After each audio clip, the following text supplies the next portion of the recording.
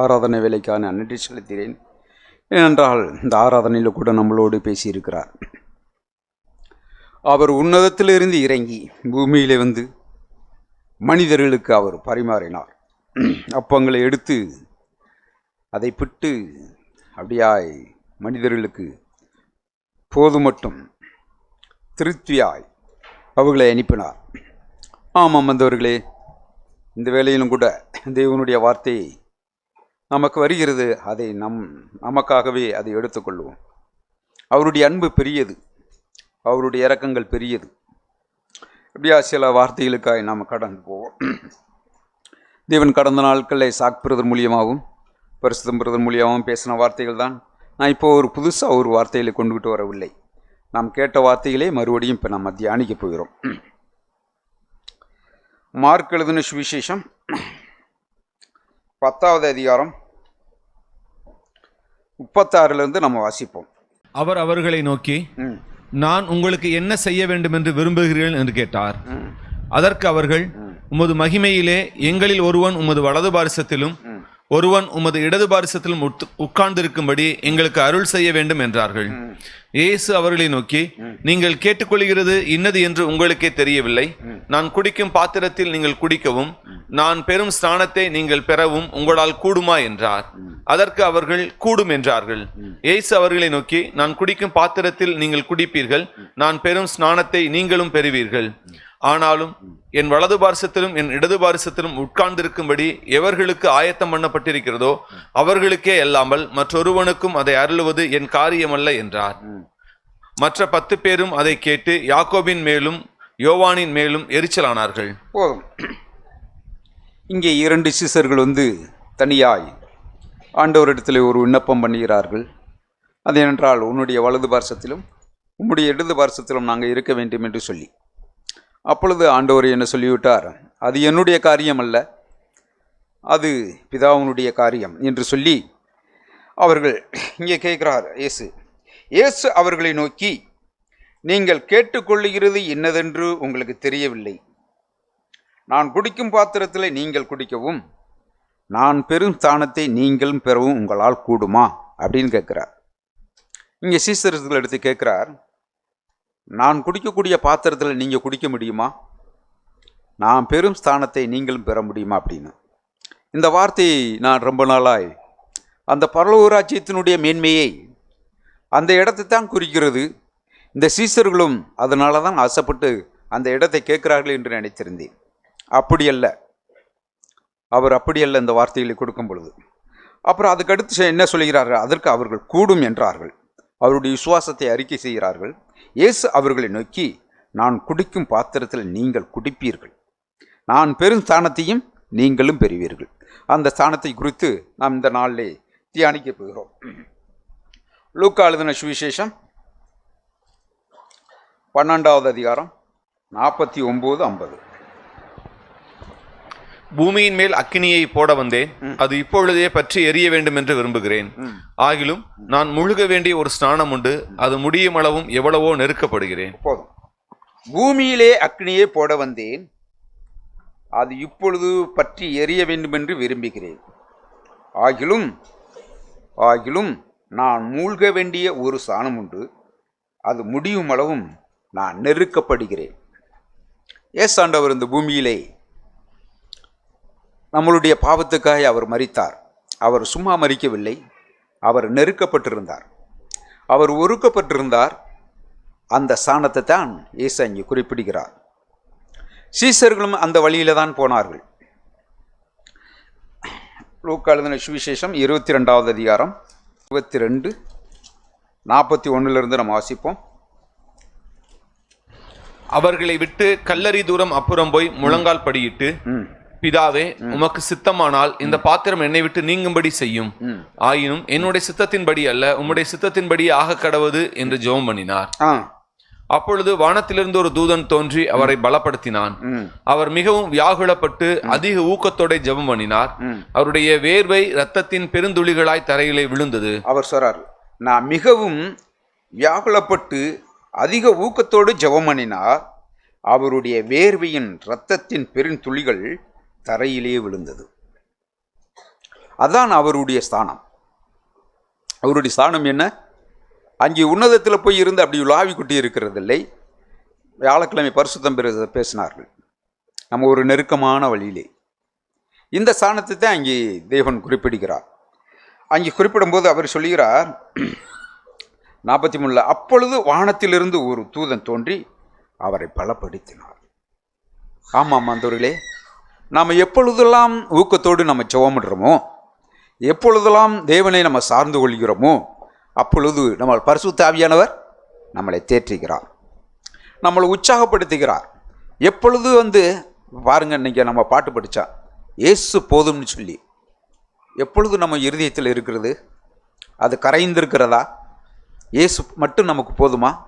போதும். நான் சொல்கிறேன், நான் விழுகலைன்னு இல்லை. சாக் ப்ரோ சொல்லிடுவார்கள், நீங்கள் 1000 தடவை நீங்கள் விழுந்திருந்தீங்களா? பரவாயில்லை, இது 1001வது தடவையாக கூட இருக்கட்டும். ஒரு ஆர்டிக்கலில் எழுதுவார், இருக்கட்டும். நீங்கள் இப்போ விசுவாசத்தோடு நீங்கள் தேவனை பின்பற்றுங்கள். தேவன் உங்களுடைய விசுவாசத்தை தான் பார்க்குறார். உங்களுடைய விசுவாசம், தேவன் பேரில் நம்பிக்கை, நீங்கள் எவ்வளோ தூரம் சென்றிருந்தாலும் சரி, நாங்கள் மனம் திரும்பும்போது தேவன் அவர்கள் மேல் இரக்கமாக இருக்கிறார். சகோதரனார் நம்மளை நயங்காட்டி அவர் அழைக்கிறார்னு சொல்லி நான் எப்படி உணர்ந்தேன் தெரியுமா? ஒரு ஆட்டுக்குட்டியை ஒரு மனிதன் வாங்கிட்டு வரான். அந்த வாங்கிட்டு வரும்போது அந்த கொலையை கொடுத்து என்ன செய்கிறேன்? வா என்னை வளர்க்கணுமா, அதை வளர்த்து அதை காசாக்கணுமா, அதை பெருசாக்கணுமா? அப்படித்தான் நம்ம ஆண்டவர் நம்மளை நயங்காட்டி வளைத்து நம்மளை பெரியதாக ஆக்க விரும்புகிறார். ஆமாம் அந்தவர்களே, நம்மளை பெரியவர்களாய் தேவனுடைய பிள்ளைகளை ஆக்க விரும்புகிறார். இந்த பூமிக்குரியது இல்லை, அவருடைய இரத்தத்தின் வேர்வையின் இரத்த துளிகள் தரையிலே விழுந்தது. எதற்காக? நம்மளுடைய பாவங்களுக்காக. அவர்கள் சீசர்கள் சொன்னார்கள், ஆமாண்டவரே, நீ பெரும் ஸ்தானத்தை நாங்களும் பெற முடியும். எப்படி சொன்னார்கள்? அந்த மகிமையான வாழ்க்கை இல்லை. நம்ம சில வசனங்களை நம்ம தியானிப்போம். யோவான் எழுதின சுவிசேஷம் 17வது அதிகாரம் 17:20 நம்ம வசிப்போம். நான் இவர்களுக்காக வேண்டிக் கொள்கிறதும் அல்லாமல் இவர்களுடைய வார்த்தையினால் என்னை விசுவாசிக்கிறவர்களுக்காகவும் வேண்டிக் கொள்கிறேன். அவர்கள் எல்லாரும் ஒன்றாயிருக்கவும், பிதாவே, நீர் என்னை அனுப்பினதை உலகம் விசுவாசிக்கிறதற்காக நீர் என்னிலேயும் நான் உம்மிலேயும் இருக்கிறது போல அவர்கள் எல்லாரும் நம்மில் ஒன்றாயிருக்கவும் வேண்டிக் கொள்கிறேன். நாம் ஒன்றாயிருக்கிறது போல அவர்கள்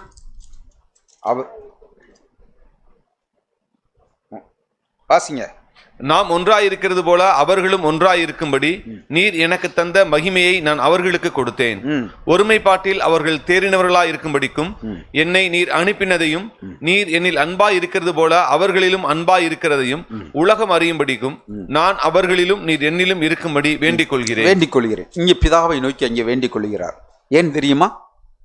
அங்கே சீசர்கள் உன்னுடைய வலது பாரசத்திலையும் உன்னுடைய இடது பாரசத்திலையும் நிற்கும்படி கேட்ட உடனே மற்ற 10 பேரும் என்ன செய்தார்கள்? எரிச்சலானார்கள். இன்னொரு இடத்துல நான் பெரியவனா நீ பெரியவனா என்று சொல்லி ஒருவருக்கொரு அங்கே போட்டிவிடும்.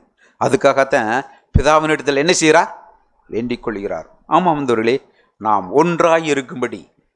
இங்கே பெரியவர்கள் சின்னவர்கள் இல்லை. அவர் சொல்றாரு, ஆண்டவரே, நான் எவ்வளவோ நெருக்கப்படுகிறேன், ஆனால் ஒடுக்கப்பட்டிருக்கிறேன், ஆனால் நீங்கள் என்ன செய்கிறப்ப ஒன்றாய் இருக்கிறோம். பிதாவும் குமாரனும் ஒன்றாய் இருக்கிறார்கள். நம்ம சின்ன காரியத்தை கூட முறுமுறுத்துறோம், குறை சொல்லிக்கிறோம், அப்புறம் திரும்பி நம்ம கண்ணீர் வெடிக்கிறோம். நம்ம விலகினமான மனிதர்கள். ஆண்டவரே எங்களை ரட்சியும் என்று சொல்லுகிறோம். ஆனால் நம்மளுடைய ஆத்துமா என்ன செய்ய வேண்டும்? ரட்சிக்கப்பட வேண்டும். ஆமாம் ஆண்டவர்களே, நாம் அவர்கள் இருவரும் ஒன்றாய் இருந்தது போல நம்மையும் ஒன்றாய் இருக்கும்படிதான் இங்கே சபையை அழைத்திருக்கிறார். சபையினுடைய மேன்மையை அதுதான் நம்முடைய காரியம். அவர் சொல்லுகிறார், நான் இவர்களுக்காக வேண்டிக் கொள்கிறதும் அல்லாமல் 20 வாசிப்போம். நான் இவர்களுக்காக வேண்டிக் கொள்கிறதும் அல்லாமல் இவர்களுடைய வார்த்தையினால் என்னை விசுவாசிக்கிறவர்களுக்காகவும் வேண்டிக் கொள்கிறேன். இவர்களுடைய வார்த்தையினால் என்னை விசுவாசிக்கிறவர்களுக்காகவும் வேண்டிக் கொள்கிறேன். ஆமா அந்தவர்களே,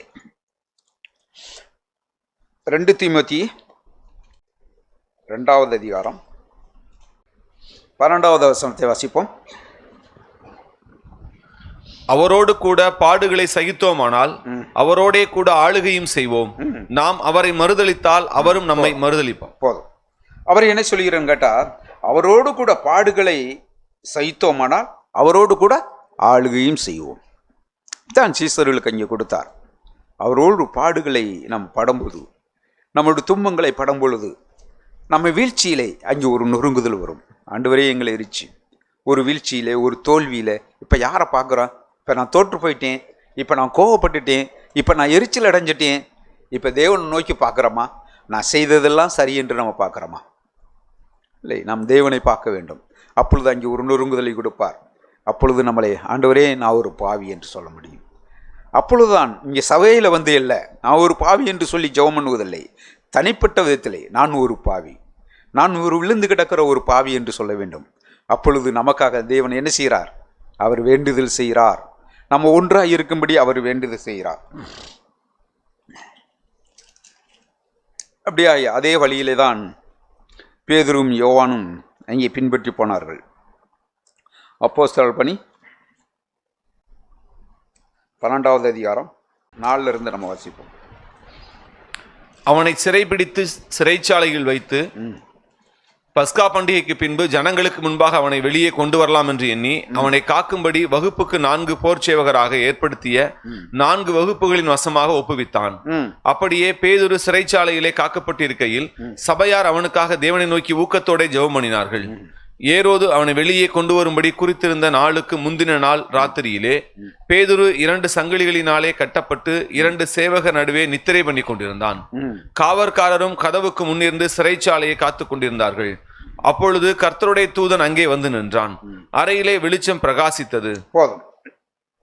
4வது வசனத்திலே வாசிக்கிற மறுபடி. அவனை பிடித்து சிறைச்சாலையிலே வைத்து பஸ்கா பண்டிகைக்கு பின்பு ஜனங்களுக்கு முன்பாக அவனை வெளியே கொண்டு வரலாம் என்று எண்ணி அவனை காக்கும்படி வகுப்புக்கு 4 போர்ச்சேவகராக ஏற்படுத்திய 4 வகுப்புகளிலும் வசமாக ஒப்புவித்தான். அங்கே ஏரோது ராஜா வந்து 4 படைத்தலைவர்களை கூப்பிட்டு அவர்களிடத்திலே 4 பேரை கொடுத்து, அது நம்மளுடைய வேதாகமத்தில் இன்னொரு வேதாகமத்தில் விலக்குறையில் இருக்கிறது, 16 பேர் அவரை காக்கும்படி அங்கே சொல்லியிருந்தார்கள். பேதுரு நினைச்சிருப்பார், நமக்கு எதுக்கே எத்தனை பேர், நீ கட்டி போட்ட இடத்துல நான் இருந்திருப்பேன், நீ ஏன் இவ்வளவு பேர் அப்படின்னு சொல்லிட்டு அங்கே பரிசுத்த ஆவியானவர் அங்கே கொண்டு போகிறார். இப்போ நான் எதுக்காக சொல்ல வந்தேன்னு கேட்டால், அவர் அங்கே நெருக்கப்பட்டிருந்தார். முதல்ல சொன்னாங்க நான் பெரியவனா நீ பெரியவனான்னு சொன்னாங்க.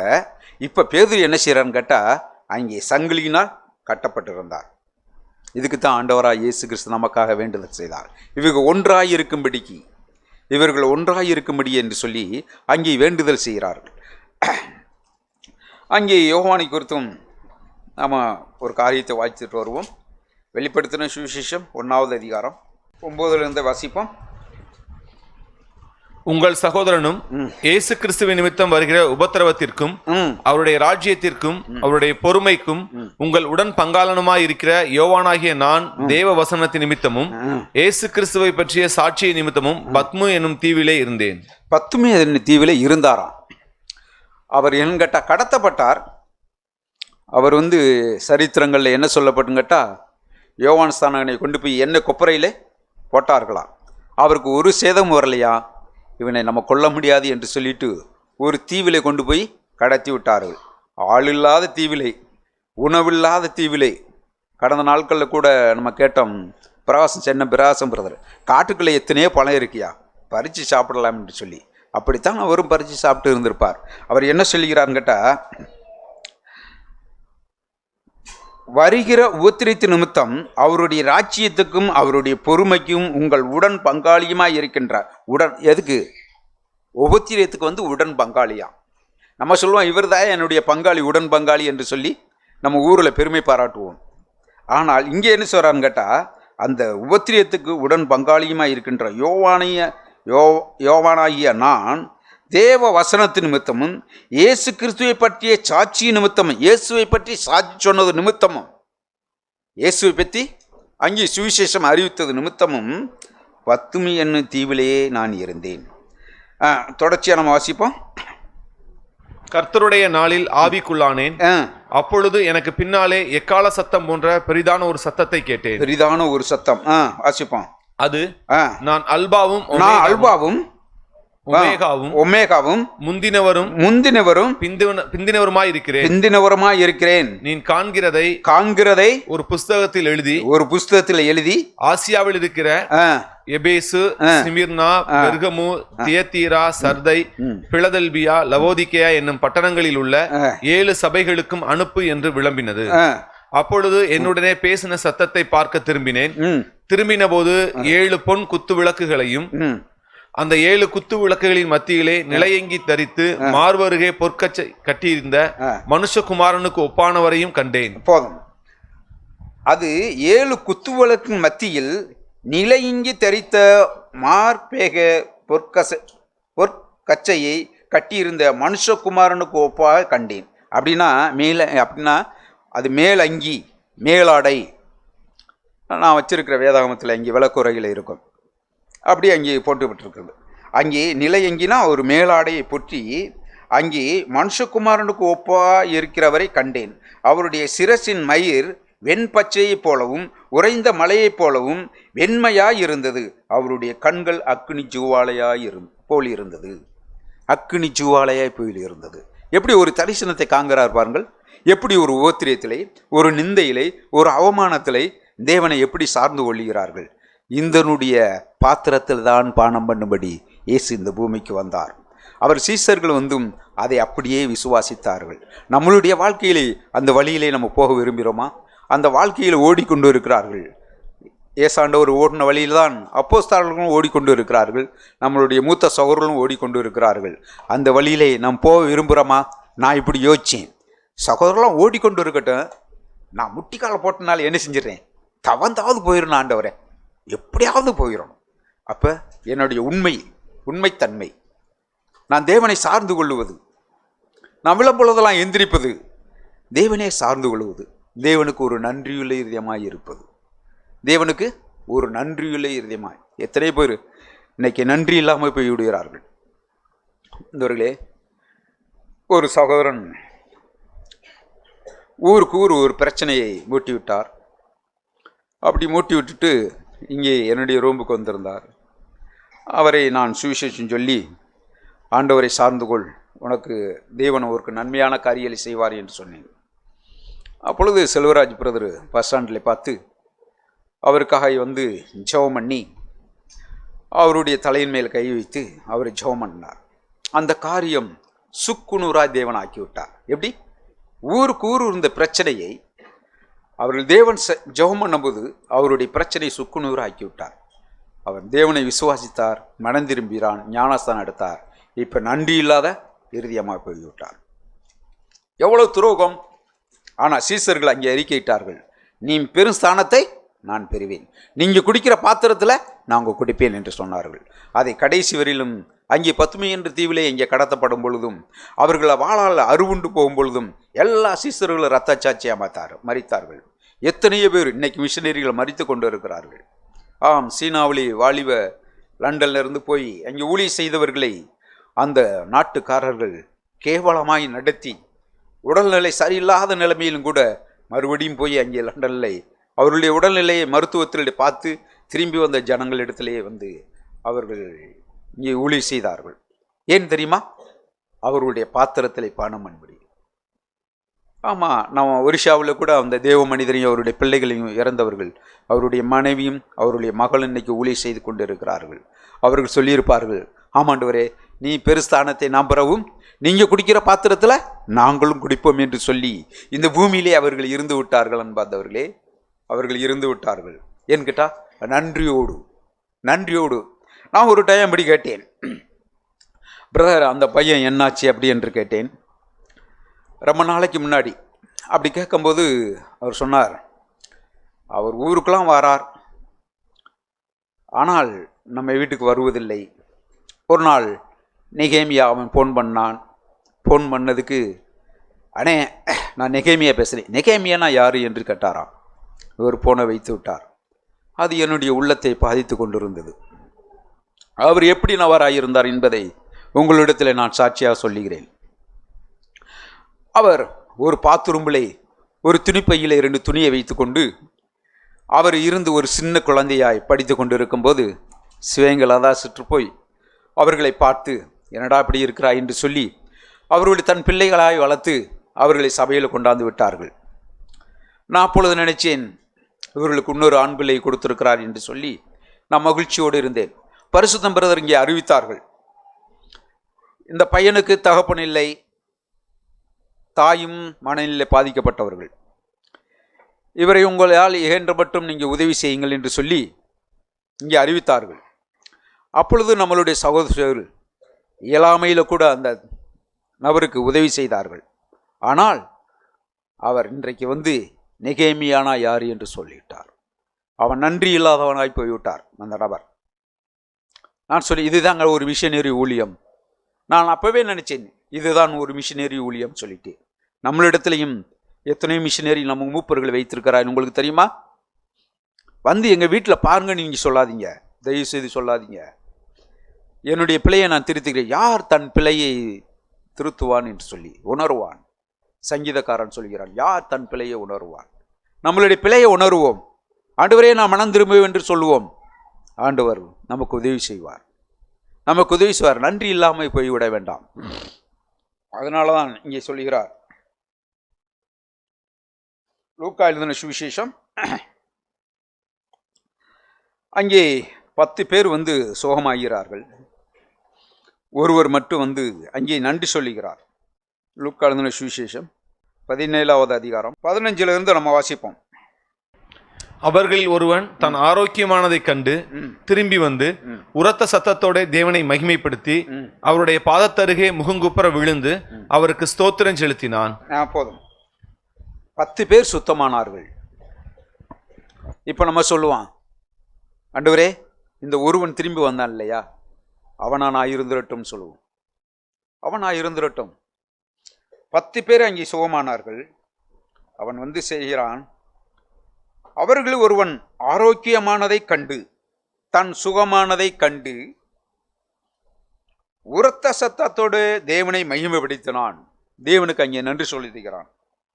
அவருடைய பாதத்தின் அருகே முகங்குப்புறா விழுந்து அவரை சோத்திரம் செலுத்தினான். அவன் சமரியானாய் இருந்தான். அப்பொழுது இயேசு, சுத்தமானவர்கள் 10 பேர் அல்லவா, மற்ற 9 பேர் எங்கே என்று சொல்லி தேவனை மகிமைப்படுத்தி இருக்க இந்த அந்நியனே ஒழிய மற்றொருவனும் திரும்பி வர காணாமே என்று சொல்லி அவனை நோக்கி, நீ எழுந்து போ, உன் விசுவாசம் உன்னை ரட்சித்தது. அவன் சுகமானது மட்டுமல்ல, அவனுடைய ஆத்மாவும் ரட்சிக்கப்பட்டது. 9 பேருடைய ஆத்மா எங்கே போயிடுச்சு? அவன் சுகமாக்கி இருக்கலாம், ஆனால் மறுபடியும் நரகத்துக்குத்தான் போகிறான். அங்கே ஏற்கனவே அவன் நரகமாகத்தான் இருந்தான், இப்போதும் நரகமாகத்தான் இருக்கும். ஆனால் ஒரு மனிதன் வந்து நன்றி சொல்லும் பொழுது, தேவனை அங்கே மகிமைப்படுத்தும் பொழுது, அங்கே ஆத்மா அங்கே ரட்சிக்கப்படுகிறது. அந்த ஆத்மா அங்கே ரட்சிக்கப்படுகிறது. காணாமல் போனோம், திரும்பி வந்தோம். சாக்புர சொல்லுவார், அந்த கெட்ட குமாரன் திரும்பி வந்தான். நல்லவர்களுக்கல்லவா இந்த உலகம் வந்து உதவி செய்யும். ஆனால் ஒரு கெட்ட குமாரன், பாவத்தில் நிறைந்தவன் அங்கே திரும்பி வரும் பொழுது அவனுக்கு வெண் வஸ்திரத்தையும் அங்கே நல்ல சாப்பாடுகளையும் ஏற்படுத்தி அங்கே கொடுக்கிறார். அதை நம்ம வாசிப்போம். லூக்கா எழுதின சுவிசேஷம் 15:22 வாசிப்போம். அப்பொழுது தகப்பன் தன் ஊழியக்காரரை நோக்கி, நீங்கள் உயர்ந்த வஸ்திரத்தை கொண்டு வந்து, உயர்ந்த ஒரு வஸ்திரத்தை இவனுக்கு உடுத்தி இவன் கைக்கு மோதிரத்தையும் கால்களுக்கு பாதரட்சைகளையும் போடுங்கள். செருப்பு கூட இல்லைங்க அவருக்கு, செருப்பு கூட இல்லை. ஏன் தெரியுமா? அவன் சாப்பிட்றதுக்கு ஒன்றுமே இல்லை. இப்ப திரும்பி வந்து விட்டான். இயேசு என்ன செய்யறார் தெரியுமா? ஒரு வெண் வஸ்திரத்தை இங்கே கொடுக்கிறார், அருமையான வஸ்திரத்தை அங்கே கொடுக்கிறார். அதற்கு ஒப்பாகத்தான் இங்கே உமையா சொல்கிறார். சகரியாவில் அதில் 3வது அதிகாரம் 3:2 பக்கம் 1094 பக்கம். அப்பொழுது கர்த்தர் சாத்தானை நோக்கி, கர்த்தர் உன்னை கடிந்து கொள்வாராக. சாத்தானே, எருசலேமை தெரிந்து கொண்ட கர்த்தர் உன்னை கடிந்து கொள்வாராக. இவன் அக்கினியில் நின்று தப்புவிக்கப்பட்ட கொல்லி அல்லவா என்றார். யோசுவாவெனில் அழுக்கு வஸ்திரம் தரித்தவனாய் தூதனுக்கு முன்பாக நின்றிருந்தான். அவர் தமக்கு முன்பாக நிற்கிறவர்களை நோக்கி, இவன் மேல் இருக்கிற அழுக்கு வஸ்திரங்களை களைந்து போடுங்கள் என்றார். பேச நீங்க சொல்லுகிறார், நம்ம ஒரு பாவியா நம்ம வந்திருக்கலாம். அவர் சொல்லுகிறார், நம்மளுடைய பாவத்தை எல்லாம் கழுவுகிறார். அவருடைய ரத்தத்தினாலே அவர் கழுகிறார். அதனால இங்கே சொல்லப்பார், அவர் தமக்கு முன்பாக நிற்கிறவனை நோக்கி, இவன் மேல் இருக்கின்ற அழுக்கு வஸ்திரத்தை களைந்து போடுங்கள் என்றார். பின்பு அவனை நோக்கி, பார், நான் உன் அக்கிரமத்தையும் உன்னிலிருந்து நீக்கச் செய்து உனக்கு சிறந்த வஸ்திரத்தை தரிப்பித்தேன் என்றார். 5 வாசிப்போம். அவன் சிரசின் மேல் சுத்தமான பாகையை வைப்பார்களாக என்றார். அப்பொழுது சுத்தமான பாகையை அவன் சிரசின் மேல் வைத்து அவனுக்கு வஸ்திரங்களை தரிப்பித்தார்கள். கர்த்தருடைய தூதன் அங்கே நின்றார். கர்த்தருடைய தூதன் யோசுவாவுக்கு சாட்சியாக, சேனைகளின் கர்த்தர் உரைக்கிறது என்னவென்றால், நீ என் வழிகளில் நடந்து என் காவலை காத்தால் நீ என் ஆலயத்தில் நியாயம் விசாரிப்பாய், என் பிரகாரங்களையும் காவல் காப்பாய். இங்கே நிற்கிறவர்களுக்குள்ளே உலாகுறதற்கு இடம் நான் உனக்கு கட்டளையிடுவேன். இப்போதும் பிரதான ஆசாரியனாகிய யோசுவாவே, நீ கேள். உனக்கு முன்பாக உட்கார்ந்திருக்கிற உன் தோழரும் கேட்க கடவர்கள்.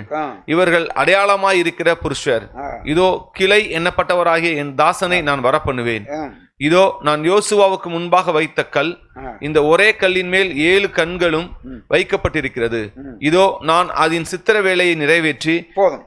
இங்கே ஆண்டவர் சொல்லுகிறார், கர்த்தருடைய தூதன் யோசுவாவுக்கு சாட்சியாக, சேனையின் கர்த்தர் உரைக்கிறது என்னவென்றால், நீ உன் வழிகளிலே நடந்து உன் காவலை காத்தால் நீ என் ஆலயத்திலே நியாயம் விசாரிக்கிறவனாய், என் பிரகாரங்களிலும் காவல் காக்கிறவனாய், இங்கே நிற்கிறவர்களுக்குள்ளேயே லாவுகிறதுக்கு இடம் உனக்கு கட்டளையிடுவேன். லாவுகிறதுக்கு சபையிலே உனக்கு லாவுகிறதுக்கு உனக்கு இடம் தருவேன். இப்படித்தான் ஆண்டவர் நமக்கு கட்டளையிட்டு நம்ம தேட்டிக்கிறார். கடந்த நாட்களில் கூட சாக் பிரதர் மூப்பர்களுக்கு ஒரு மீட்டிங்கை நடத்தினார். அதில் நானும் கலந்து கொள்ளும்படி எனக்கு ஒரு வாய்ப்பு கிடைத்தது. அது மூப்பர்களுக்காக உள்ள ஒரு மீட்டிங்கு. அந்த மீட்டிங்கில் கூட பிலிப்பியர் 1வது அதிகாரம் அங்கே 23வது வசனத்திலே அவர் கோடிட்டு காட்டினார். அப்பொழுது நான் இப்போ சொன்னது போல் அங்கே சபையில் இருந்து அநேக உதவிகளை பெற்றுக்கொண்டு அங்கே நல்லபடியாக வாழ்ந்தவர். இப்போ அவருக்கு ஒரு உயர்வான வேலை கிடைத்த உடனே அவர் வெளியில் போய்விட்டார். ஆனால் ஒரு நன்றி கூட சொல்லவில்லை என்று சொல்லி அவருடைய மனதிலே ஓடிச்சான். அப்பொழுது சாக் பிரதர் சொல்வாராம், அப்பா பரிசுத்தாவியானவர் பிரதர்கிட்ட பேசினாராம், இதுவும் ஒரு பாவம் என்று சொல்லி. சாக் பிரதர் மனம் திரும்பினாராம். மனிதர் நன்றி சொல்லுவதை அவர் ஏற்றுக்கொள்வதே இல்லை. அவர் ஏற்றுக்கொள்வதே இல்லை. அவன் நன்றி சொல்லாமல் போய்விட்டு போகிறான். அவனுடைய ஆத்துமா அழிந்து போய்விட்டது என்று சொல்லி இந்தனுடைய காரியங்களை இங்கே கோடிட்டு காட்டுகிறார். 23 நம்ம வாசிப்போம். ஏனெனில் இவ்விரண்டினாலும் நான் நெருக்கப்படுகிறேன். தேகத்தை விட்டு பிரிந்து கிறிஸ்துவுடனே கூட இருக்க எனக்கு ஆசை உண்டு. போதும். அவர் என்ன சொல்றா, ஏனெனில் இவ்விரண்டிலும் நான் நெருக்கப்பட்டிருக்கிறேன், தேகத்தை விட்டு பிரிந்து கிறிஸ்துவோடு கூட எனக்கு இருக்க எனக்கு ஆசை உண்டு, அது அதிக நன்மையாக இருக்கும். இரண்டில் என்ன அவர் என்ன சொல்கிறான்னு கேட்டால், மேலே 20 வாசிப்போம்.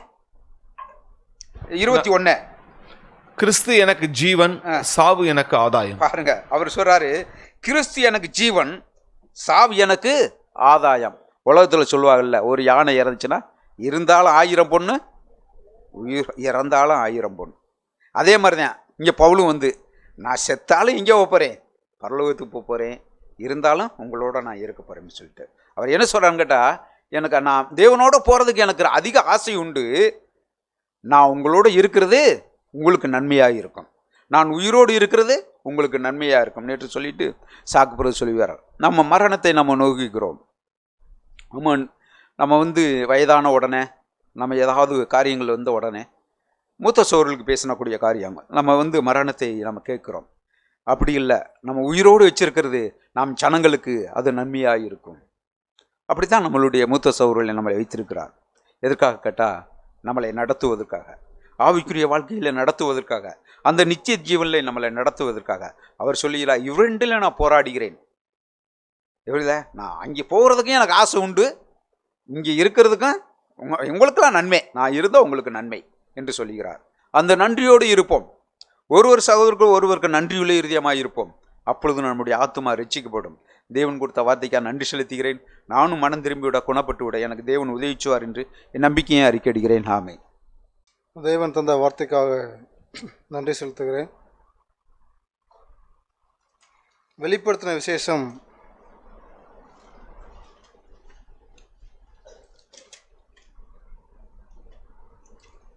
1 அதிகாரம் 1வது வசனம். சீக்கிரத்தில் சம்பவிக்க வேண்டியவைகளை தம்முடைய ஊழியக்காரருக்கு காண்பிக்கும் பொருட்டு தேவன் இயேசு கிறிஸ்துவுக்கு ஒப்புவித்ததும் இவர் தம்முடைய தூதனை அனுப்பி தம்முடைய ஊழியக்காரனாகிய யோவானுக்கு வெளிப்படுத்தினதுமான விசேஷம்.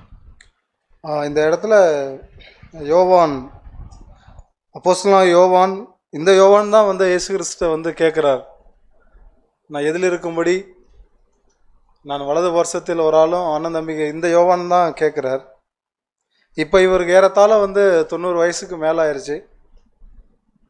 இந்த இடத்துல அவர் இயேசு கிறிஸ்துவோடு ஆவியிலே நடந்து நடந்து பழகி அவர் எவ்வளவு தன்னை தாழ்த்தி விட்டார். ஒரு பெரிய இவர் இதை எழுதும்போது நான் இப்படி தான் விசுவாசிக்கிறேன்.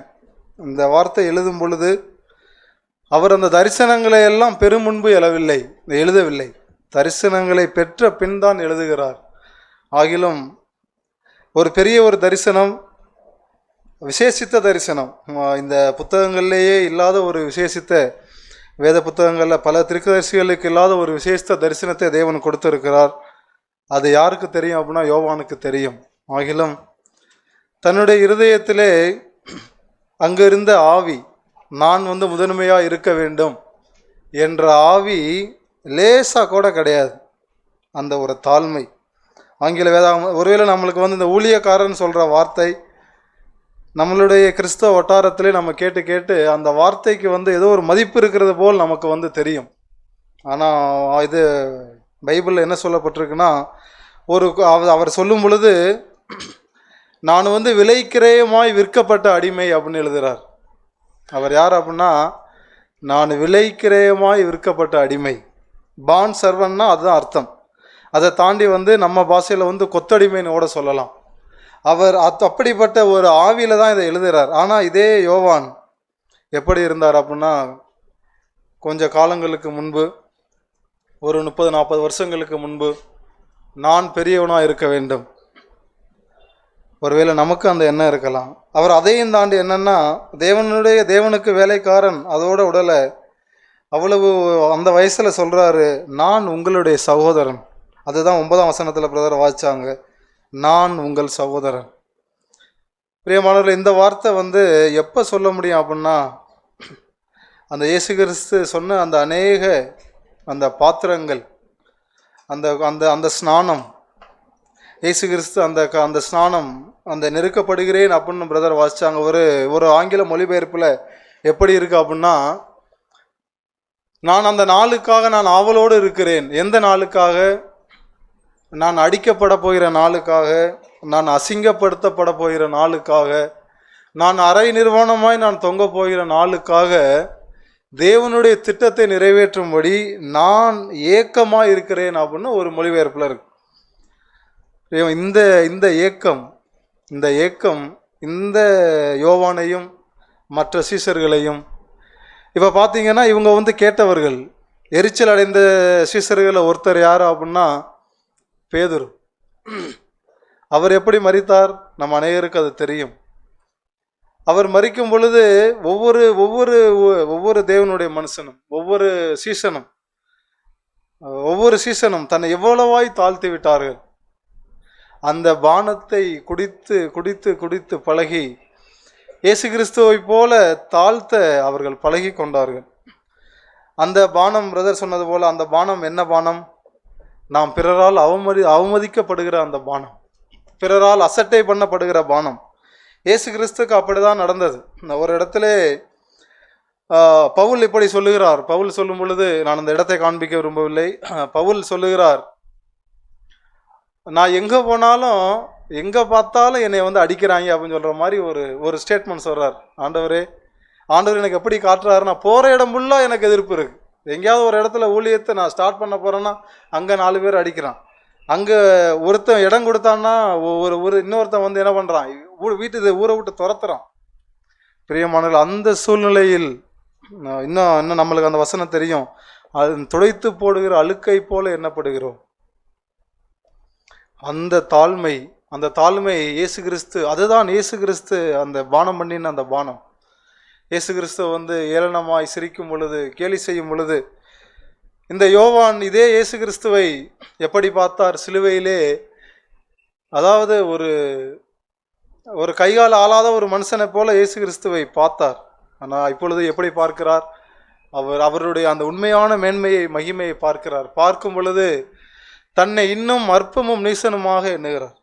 அந்த பானத்தை நாம் பானம் பண்ண, நான் தேவனோடு அதான் பேசினார். நாம் யாராவது ஒருத்தங்க நம்ம மரியாதை குறைவாக நம்ம நடத்திட்டா, பிரியமானவர்கள், நம்மளுக்கு எந்த அளவுக்கு அது எவ்வளோ கஷ்டமாக இருக்குது. நாம் படித்திருந்தாலும் படிக்காவிட்டாலும், நாம் பெரியவர்களாக இருந்தாலும் சிறியவர்களாக இருந்தாலும், நம்மளுடைய மரியாதை, நம்மளுடைய கனம், அல்லது நாம் அசட்டை பண்ணப்படும் பொழுது, நம்மளுடைய குடும்பங்களிலே சொந்த பந்தங்களிலே அசட்டை பண்ணப்படும் பொழுது நம்மளுடைய இருதயம் எவ்வளவாய் அங்கலாய்க்கிறது. ஒருவேளை நாம் பேசாமல் இருக்க பழகி கொண்டோம், ஆகிலும் இருதயத்துக்குள்ளே அப்படியே பொங்குகிறது. பிரியமானவர்களே, நாம் இயேசு கிறிஸ்துவின் பாத்திரத்தில் இன்னும் பானம் பண்ணவில்லை.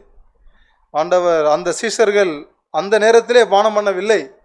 ஆகிலும் இயேசு கிறிஸ்து சொன்னார், நீங்கள் பானம் பண்ணுவீர்களாம், நாட்கள் வரும், ஆவியானவரை உங்களுக்கு தருவேன், அப்பொழுது நீங்கள் என்ன செய்வீர்கள்? இந்த பாத்திரத்திலெல்லாம் பானம் பண்ணுவீர்கள். நாமும் அந்த ஆவியானவரை பெற நாம் பெற்றுக்கொள்ள அழைக்கப்பட்டு இருக்கிறோம். தேவன் வாக்கு பண்ணியிருக்கிறார். நாம் அனைவரும் அந்த ஆவியானவரை பெற்றிருக்கிறோம். ஆகிலும் நாம் இயேசு கிறிஸ்து அந்த பானம் பண்ணின பாத்திரம். இயேசு கிறிஸ்து பிதாவின் சித்தத்தை நிறைவேற்றும்படியாய் அவர் அக்கிரமக்காரர்கள் ஒருவராக எண்ணப்பட்டார். அவர் ஒரு விலங்குக்கு ஒப்பாக எண்ணப்பட்டார். எபிரேயரிலே 13ஆம் அதிகாரத்திலே அப்படி இருக்கிறது. இதெல்லாம் என்னை ஆராய்ந்து பார்க்க விரும்புகிறேன். நான் என்னுடைய குடும்பத்திலே, என்னுடைய சொந்த பந்தங்கள் மத்தியிலே, அல்லது வேலை ஸ்தலத்திலே, அல்லது சபையிலே நான் அசட்டை பண்ணப்படும் பொழுது, அல்லது நான் அவமானப்படுத்தப்படும் பொழுது, நான் அந்த பாத்திரத்தை பானம் பண்ண தயாராக இருக்கிறேனா? நான் அந்த பாத்திரத்திலே நான் பங்கு பெற நான் ஆயத்தமாக இருக்கிறேனா? அப்படி இல்லாவிடில், அது சொன்னது போல தேவனுடைய அந்த மேன்மையை காண முடியாது. தேவனுடைய மேன்மையை யோவான் கண்டார். உண்மையான தேவனுடைய அந்த மேன்மையை கண்டார். அவர் தன்னை ஒரு பொருட்டன்று எண்ணாத ஒரு மனிதனாக இருக்கும் பொழுது தேவனுடைய மேன்மையை கண்டார். எனவே நாமும் அப்படி இருக்கும்படி தேவன் எனக்கும் உதவி செய்வார் என்று விசுவாசிக்கிறேன். நான் ஒவ்வொருவருக்கும் தேவன் உதவி செய்வாராக. இந்த நாளில் நாம் கேட்ட வார்த்தைகளுக்காக நாம் நன்றியுள்ளவர்களாக இருப்போம். ஒரு காரியத்தை நாம் உங்களோடு கூட பேசிட்டு நாம் ஜபத்துக்கு நாம் கடந்து போவோம். மார்க்கு எழுதின சுவிசேஷம் 10வது அதிகாரம், சகோதரர் பேசின அந்த வார்த்தையில் 38, 10வது அதிகாரம் 38. இயேசு அவர்களை நோக்கி, நீங்கள் கேட்டுக்கொள்கிறது இன்னதென்று உங்களுக்கே தெரியவில்லை. நான் குடிக்கும் பாத்திரத்தில் நீங்கள் குடிக்கவும், நான் பெறும் ஸ்நானத்தை நீங்கள் பெறவும் உங்களால் கூடுமா என்றார். அதற்கு அவர்கள் கூடும் என்றார்கள். இயேசு அவர்களை நோக்கி, நான் குடிக்கும் பாத்திரத்தில் நீங்கள் குடிப்பீர்கள், நான் பெறும் ஸ்நானத்தையும் நீங்கள் பெறுவீர்கள். பிரியமானவர்களே, அந்த ஸ்நானம் அப்படின்னு சொல்லும்போது ஆண்டவராகிய இயேசு அந்த கடைசி அந்த சிலுவையில் அவர் படப்போகிற அந்த பாடுகள், அந்த உபத்திரவங்கள், அந்த நிந்தைகள், அவமானங்கள், அதுக்குள்ள முழுகி எழுந்திருக்க வேண்டிய தேவனுடைய திட்டம், தேவனுடைய சித்தம். அது அந்த ஸ்தானத்தில் அந்த பாடுகளுக்குள்ள, அந்த உபத்திரவத்துக்குள்ள நான் முழுகி எந்திரிக்கணும். அதுக்காகவே நான் காத்திருக்கிறேன், ஆவலாக இருக்கிறேன். சகோதரர் சொன்னது போல் ஏக்கமாக இருக்கிறேன். அதற்காக நான் ஏங்குகிறேன். ஒரு நாள் நான் அந்த ஸ்நானத்தை முடித்து நான் மரணத்தில் அந்த ஸ்நானம் முடிவடையுது, மரணத்தோடு முடிந்து 3ஆம் நாள் நான் என்ன செய்கிறேன்? உயிர் தெழுவேன். அப்பொழுது நான் பிதாவின் வலது பரிசத்தில் போய் சந்தோஷமாய் அமருவேனே. அந்த பாக்கியம் எனக்கு போதும்.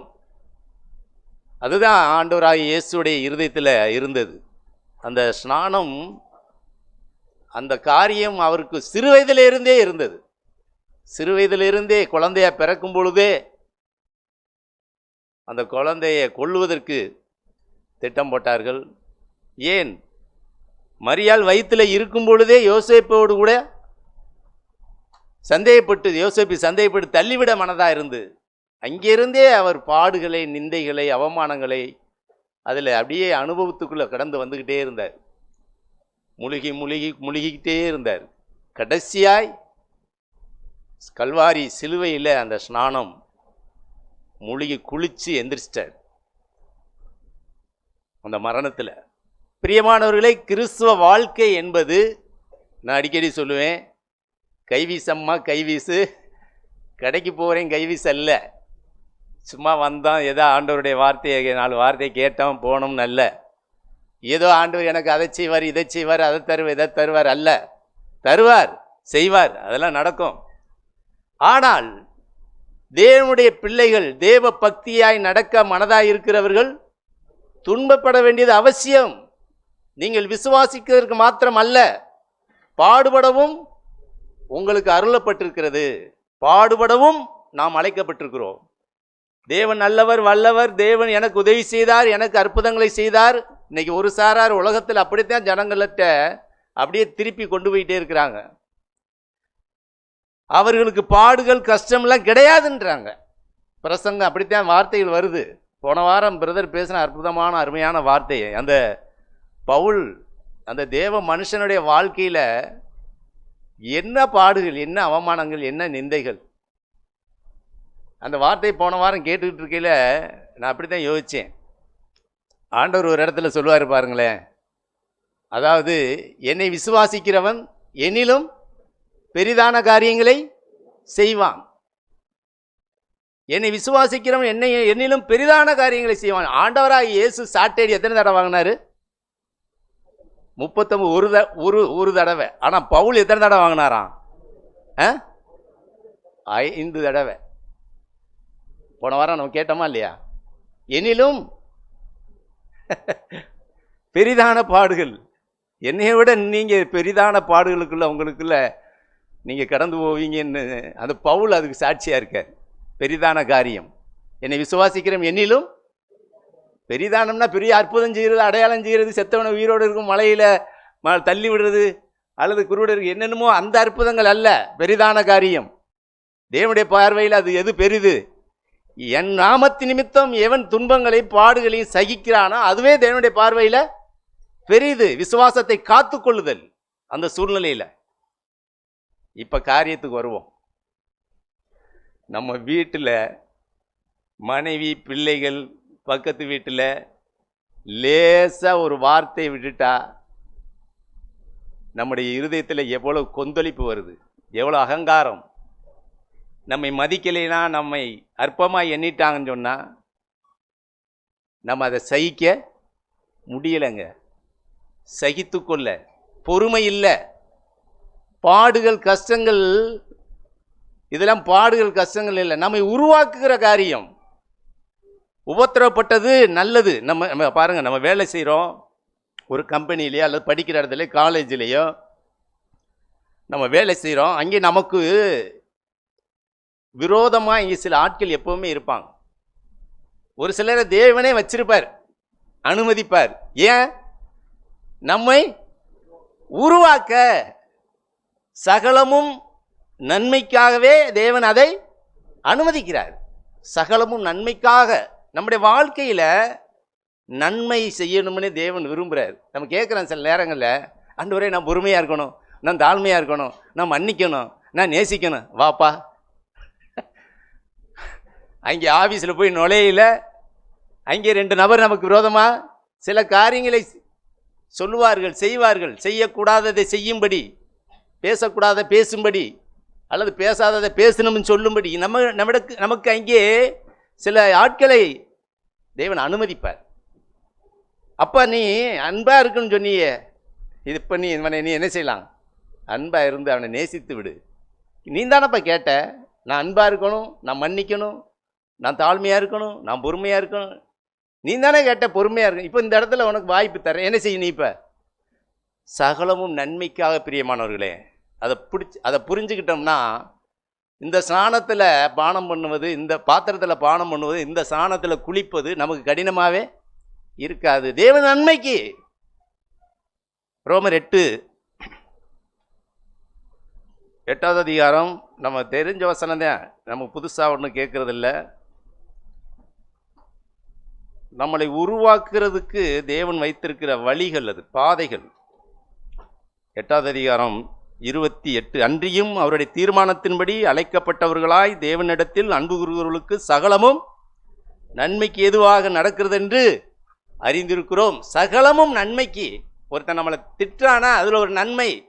நமக்கு நம்மளை அவமானமாக பேசுகிறாங்களா அல்லது நம்மளை மதிக்கலையா, அதில் ஒரு நன்மை. நம்ம நினைக்கிறோம் சில நேரங்களில் இவங்களாம் மதிக்க மாட்டேங்கிறாங்களே, நம்மளை கொஞ்சம் கூட, நம்ம எவ்வளவு சீனியராக இருக்கிறோம், இவன் நேற்று வந்தவன், கொஞ்சம் கூட நம்மளை என்ன செய்யறதில்ல, மதிக்க மாட்டேங்கிற. மதிக்காட்டா என்ன? தேவன் என்ன சொல்கிறார் அந்த இடத்துல? தேவன் அந்த இடத்துல நன்மைக்கு தாப்பா. இந்த இடத்துல உனக்கு இப்படிப்பட்ட மனிதர்களிடத்துல நீ தாழ்மையும் பொறுமையும் கற்றுக்கொள்ளும்படி அவனை மதிக்கலை. அவனை மதிக்காத காரணம் அதான். நம்ம சின்ன பிள்ளை அதை கண்டு எப்படி தான் பேசுது, இயேசுவேன்னு பேரை சொல்கிறோம். ஆனால் நம்மளை யாராவது பேர் சொல்லிட்டாவே நமக்கு என்ன வந்துடுது? கோபம் வருது. அதை சகிக்க முடியல, தாங்க முடியல. என்னைக்கு நம்ம அந்த இயேசு ஆண்டவரை போல அல்லது சீசர்களைப் போல இரத்த சாட்சியாக மறிக்கக்கூடிய நிலைமை வரும்போது என்னைக்கு நாம் அதை சகிக்க போகிறோம், எப்பொழுது அதில் மூழ்கி எந்திரிக்க போகிறோம்னு தெரியல. சின்ன காரியத்தில் என்ன செய்கிறோம்? புலம்புறோம். என்னை இப்படி பேசிவிட்டாங்க, என்னை மதிக்கலை, என்னை நேசிக்கலை, என்னை வெறுக்கிறாங்க, என்னை இல்லாத போல சொல்கிறாங்க. என்ன நடந்தாலும் நடந்துட்டு போகுது. தேவன் அனுமதிக்கிறாரு. சகலம் நன்மைக்கு. ஆண்டவரே உமக்கு நன்றி. எபி பிரதர் சொன்ன அந்த ஒரு வார்த்தை கூட 35 சொல்கிறாரு பாருங்க. உமது நிமித்தம் எந்நேரமும் கொல்லப்படுகிறோம், அடிக்கப்படும் ஆடுகளைப் போல எண்ணப்படுகிறோம். ஒவ்வொரு நாளும் எங்களை என்ன செய்கிறாங்க? அடிக்கப்படுகிற ஆடு மாதிரி பார்க்குறானே. உலகத்துக்குள்ளே போனால் கல்லறி, எங்களுக்கு கல்லறி விழுகுது. எந்த இடத்துலையும் நம்ம பொதுவாகவே நம்மளை அற்பமாக தான் எண்ணுவாங்க பிரியமானவர்களே. ஆனால் அதுக்கு நாம் பயப்பட வேண்டியதில்லை, கவலைப்பட வேண்டியதில்லை. தேவன் நம்மோடு இருந்து தேவனுடைய அன்பில் நாம் பெருகிக்கிட்டே இருப்போம். சகலமும் நன்மைக்கு ஏதுவாகவே நடக்குது அப்படின்னு சொன்னேன். அது 30:36. கிறிஸ்துவின் அன்பை விட்டு நம்மை பிரிப்பவன் யார்? அந்த சகலமும் உபத்திரவமோ, வியாகுலமோ, துன்பமோ, பசியோ, நிர்வாணமோ, நாசமோசமோ, பட்டயமோ, இவையில் எல்லாவற்றிலும் நான் நம்மில் அன்பு கூறுகிறவர்களை முற்றும் ஜெயங்கொள்கிறவர்களாக இருக்கிறோம். சகலமும் நன்மைக்கு ஜெயம் பெறும்படி, வெற்றி வாழ்க்கை வாழும்படி இந்த உபத்திரவங்கள், வியாகுலங்கள், வருத்தங்கள், நாசங்கள், மோசங்கள், பட்டயங்கள், மரணங்கள் எது நடந்தாலும், மரணமே கேட்டோம்ல, பிரதர் சொன்னார், கிறிஸ்து எனக்கு ஜீவன், சாவு எனக்கு லாபம் தாங்க. மரணம்ங்கிறது லாபம், நஷ்டம் கிடையாது. பவுல் அதைத்தான் சொன்னார். நான் இருந்தால் உங்களுக்கு நல்லது, போனேன்னா எனக்கு நல்லது. இருந்தால் உங்களுக்கு நல்லது, 4 பேருக்கு புத்தி சொல்லுவேன், சத்தியத்தை பேசுவேன், அது உங்களுக்கு நல்லது. செத்தன்னா எனக்கு நல்லது. அப்பாடா, ஸ்நானத்தில் மூழ்கி பாடுகள், கஷ்டங்கள், வேதனை, என்ன 5 தடவை அடி வாங்கிட்டேன்ப்பா, 39 அடி ஒவ்வொரு தடவையும். ஆனால் மறிச்சிட்டேன்னா 6வது தடவை எனக்கு இல்லை. அதனால் எனக்கு நல்லது, மரணங்கிறது நல்லதுன்னு அவர் நினச்சார். அந்த மரணத்தை குறித்து பயப்பட வேண்டியதில்லை பிரியமானவர்களே. மரணம் என்ன ஆகுமோ ஏதாகுமோ, நம்ம பிள்ளைகள் எதிர்காலங்கள் கிடையவே கிடையாது. நம்ம பிள்ளைகளை நம்ம ஒவ்வொரு நிமிஷம் அப்படி கண் வச்சு பார்த்துக்கிட்டு பாதுகாக்கிறோமா? ராத்திரி தூங்கி எந்திரிச்சா மூச்சு போகுதா, நமக்கு இருக்க இல்லையே நமக்கே தெரியாது. ஆனால் ஒவ்வொரு நிமிஷம் பாதுகாக்கிறது, பிள்ளைகளையெல்லாம் பாதுகாக்கிறது யார்? தேவன். அவரே நடத்துவார், அவரே பாதுகாப்பார். அந்த நம்பிக்கை நமக்கு வேணும். பள்ளிக்கூடத்தில் என்ன நடக்குது, ஏது நடக்குன்னு தெரியாது, ஆனால் தேவன் தான் இங்கே பாதுகாக்கிறார். நம்ம அதை கவலைப்படக்கூடாது. சில பிள்ளைகளை பார்த்தீங்கன்னா, நான் அப்படி யோசித்தேன். என் பிள்ளையை முதல்ல பாப்பாவை கொண்டு ஸ்கூலில் விட்டுட்டு வந்து வீட்டில் வந்து அழுதேன். என்ன செய்ய போகுதோ தெரியும், அழுதுகிட்டே இருக்கான். கொண்டு போய் விட்டவனே அழுதுகிட்டே இருந்தாப்புல. என்னடா அது, கைக்குள்ளேயே இருந்த பிள்ளையை கொண்டு போய் விட்டுட்டு வந்துட்டோமே, அது அழுதுகிட்டே கிடக்குமேன்னு எனக்கு சங்கடமாக இருந்தது. ஆக அப்புறம் ஆண்டவர் பேசினார், இங்கே பாரு, எல்லா நேரம் நீனா பாதுகாக்கிற தேவன். அப்புறம் நமக்கு அந்த விடுதலை. அந்த இடத்துல தேவன் நல்லவர். கிறிஸ்துவின் அன்பை விட்டு இவைகள் எல்லாம் நம்மளை பிரிக்காது. கிறிஸ்துவின் அன்பு நமக்குள்ள இருந்தா கிறிஸ்துவின் அன்பு என்ன? தேவன் சகலமும் நன்மைக்காக என்ன எனக்கு, அதைத்தான் இங்கே வாசிக்கிறோம். அவரிடத்தில் அன்பு கூறுகிறவர்களுக்கு சகலமும். அன்பு கூறுகிறது என்ன? தேவன் என்னை எனக்கு நன்மைக்கு எதுவாக எல்லாமே நடத்துறாருங்கிற விசுவாசம். சந்தேகப்பட்டுட்டோம்னா அன்பு கூறலைங்க. சந்தேகப்படாத விசுவாசம். நம்ம அப்படி இருப்போம். இன்னைக்கு கேட்ட வார்த்தைக்கு நன்றி உள்ளவர்களாக இருப்போம். எத்தனையோ காரியங்களை தேவன் நமக்கு செய்கிறார். நம்முடைய வாழ்க்கையில் கேட்டோம், நன்றி உள்ளவர்களாக இருக்கணும்னு சொல்லி கேட்டோம். நன்றி உள்ளவர்களாக இருப்போம். சின்ன சின்ன காரியங்கள், பிரச்சனைகளை கண்டு சோர்ந்து போய் மனமடிவாகி, ஐயோ எனக்கு இப்படி நடந்துருச்சு, இப்படி பேசிட்டாங்களே, இப்படி ஆயிடுச்சே. குடும்பங்களில் சத்தம், வீதியில் சத்தத்தை உயர்த்தி, வீதியில் மற்றவங்கள் மத்தியில் சாட்சி இழந்து வேணாம், மனம் திரும்புவோம். தேவன் இந்த நாளில் நமக்கு ஒரு அந்த ஸ்நானம், அந்த மூழ்க வேண்டிய ஸ்நானம், நமக்கு வருங்காலங்களில் நமக்கு இன்னும் பாடுகள் இருக்கலாம், கஷ்டங்கள் இருக்கலாம், அது கூடத்தான் செய்யும், குறையாது.